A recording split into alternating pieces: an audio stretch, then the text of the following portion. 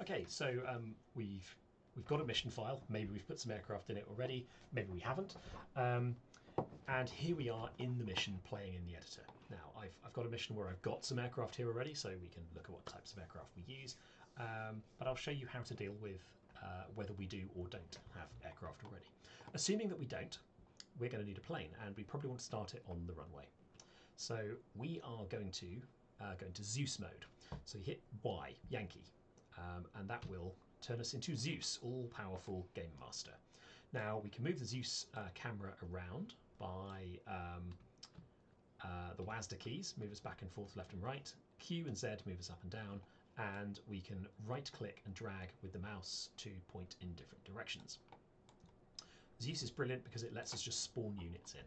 So on the right-hand side of the page, we have the Create panel. If you don't have a Create panel, click on the word Create and it will appear. There's a bunch of different options in here. We can create individual units, which is what we want to do for a plane.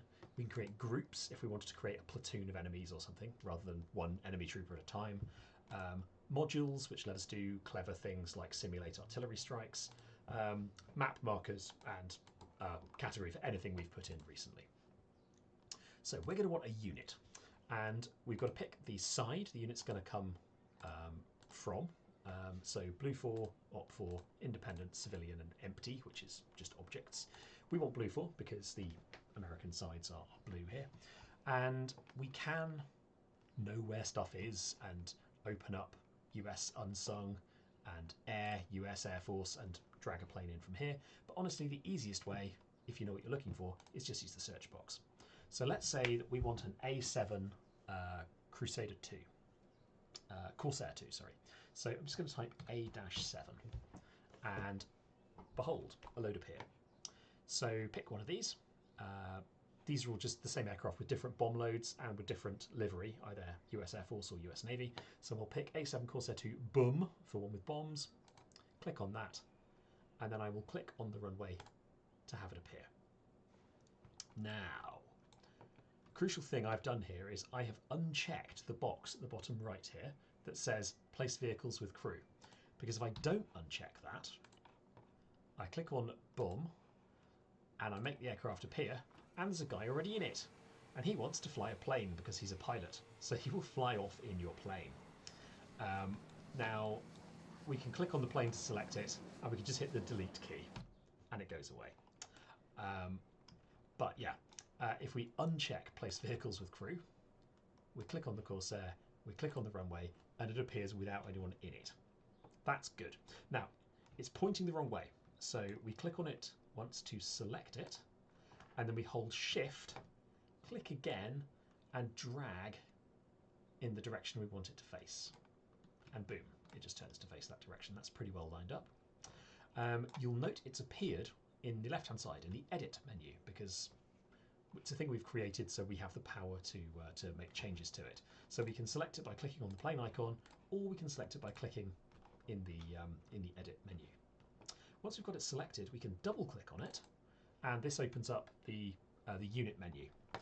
We can do things like change its fuel level down to 65 or up to 100. We can cause damage or cure damage. We can reload its ammunition. But the most important things are probably the pylons loadout.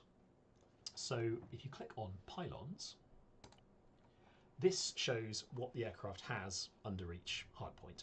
Now there might be some drop downs here, so we can set it for a CAS mission, and we have small snake eyes, general purpose bombs and napalm, plus a pair of sidewinders. We could set it to a bombing mission, and we have a bunch of bombs. Or we can set a custom mission up. If we click on the mirror button here, then we'll have a symmetrical loadout. We'll leave the sidewinder because that pylon can only take a sidewinder. And then maybe on this pylon, we want to have 6 little snake eye, 250-pound snake eyes. But 6 of them, that's great. Next pylon, 6 500-pound snake eyes. And the final pylon, 6 500-pound snake eyes. I wonder if we can put 6 500-pound snakes on the inner one. No, just 3. You know what, let's just put everything as 500-pound snake eyes. So 3 on the inner pylons, 6 on the outer pylons. It's mirrored across, and we hit OK. And when we hit OK again, the loadout changes. So now we can zoom in. You can see we've got 6, 12, 15 snake eyes, plus another 15 on the other side of the aircraft. That's quite a lot of bombs. Capable little bomber. Going back into the object menu by double clicking, there are these state boxes are worth mentioning. So if we uncheck enable damage, then the plane is now invulnerable. It can't take damage. That's quite useful if you're just doing practicing and you've spawned in so many enemy units and you don't want to worry about being shot down. You just want to practice, accurate bombing or something. If you turn off enable simulation, then the plane will stop being a functioning plane and start being a statue of a plane. So that's not very useful for us. And if you turn off show model, then the plane will become invisible and you can be Wonder Woman. That's not very useful unless you're a game master who wants to sneak among a bunch of players without being seen, but still being able to hear stuff. So yeah, we'll click OK. And now if we want to fly the plane, we press Y again to come out of Game Master mode. And behold, there's a plane in front of us on the runway. We can run over. We can get in. And we can do all of that lovely pilot stuff. I'm not going to do pilot stuff because that's not the focus of this video, but I'm going to get out again. And we are going to look at the other, oops, put the gun away. The other problem we have here is we've got a lot of other planes here. And if we go into Game Master mode, we can't actually do anything with them. So I could run over and climb in, but I can't change the loadout because they don't appear in my Game Master menu. The way we get around that is right click somewhere in the world, click on editable objects, don't go across to the menus, just click on editable objects, and then set this to add objects. All curators you can leave at no, so it'll add for you. If you set it to yes, it will add it to any other Zeus Game Master, which can be annoying for them. We could set a radius in meters, or we could just say literally everything in the mission. I want to add everything. Okay.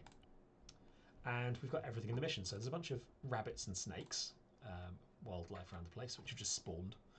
So I'll select those and hit delete to delete them. And now you can see we have a bunch of aircraft, and we can click on any one of these aircraft to edit its pylon loadout, and away we go. So that's how you use yourselves aircraft. Just going to have a quick look down the flight line because it's quite useful to know the different kinds of aircraft that we use. So I've sorted these into A series, attack aircraft, F series, fighter aircraft, and O series, observation aircraft. So starting with the A's, which is probably what we'll be flying the most, unless you're a lunatic like me who likes flying tiny unarmed propeller things. First up is the A1, the Sky Raider. This is a prop-powered attack plane. The upsides are it's got phenomenal endurance, it can stay up for hours, and it has a phenomenal amount of ordnance it can carry under the wings.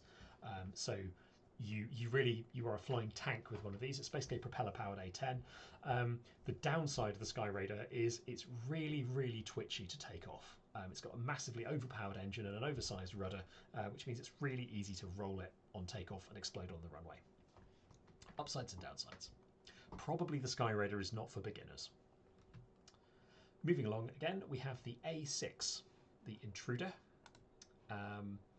This is a bomber. It's a Navy bomber, 2 seats side by side, and you can carry quite a lot of bombs with this, and it's also got quite a good bomb sight.